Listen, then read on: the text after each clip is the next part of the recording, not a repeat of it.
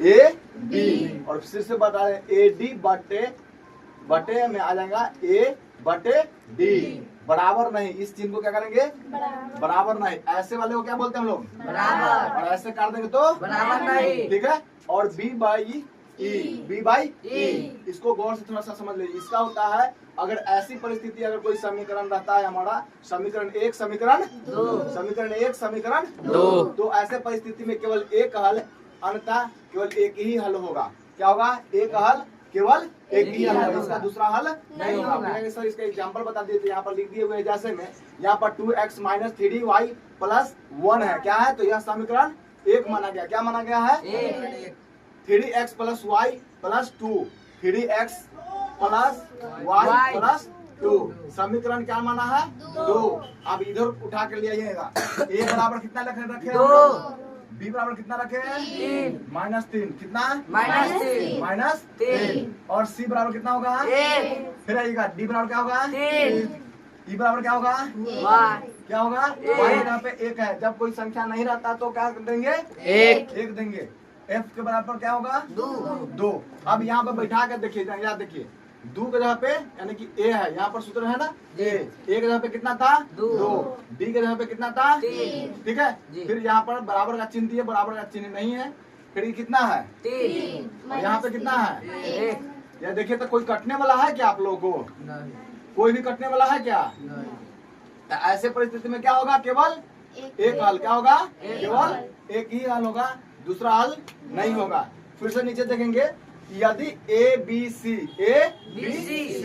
अगर इक्वली में रहता है, ए बटे डी, बी बटे ई और सी बटे एफ रहता हो, तो यानी कि यह सभी एक दूसरे में बराबर है। क्या जी? एक दूसरे में बराबर है। तो ऐसे में अनगिनत हल होगा। क्या होगा?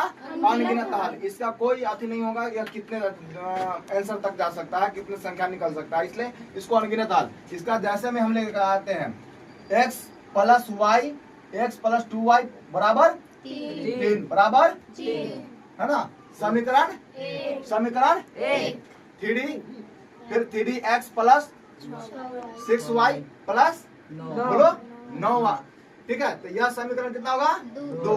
अब इसको बैठा करके देखेंगे, a बराबर 1, b बराबर 2, c बराबर 3, अब d बराबर 3, e बराबर 6, f बराबर 9। अब यहाँ पे थोड़ा सा नीचे आकर देखिए, बैठा के देखते हैं।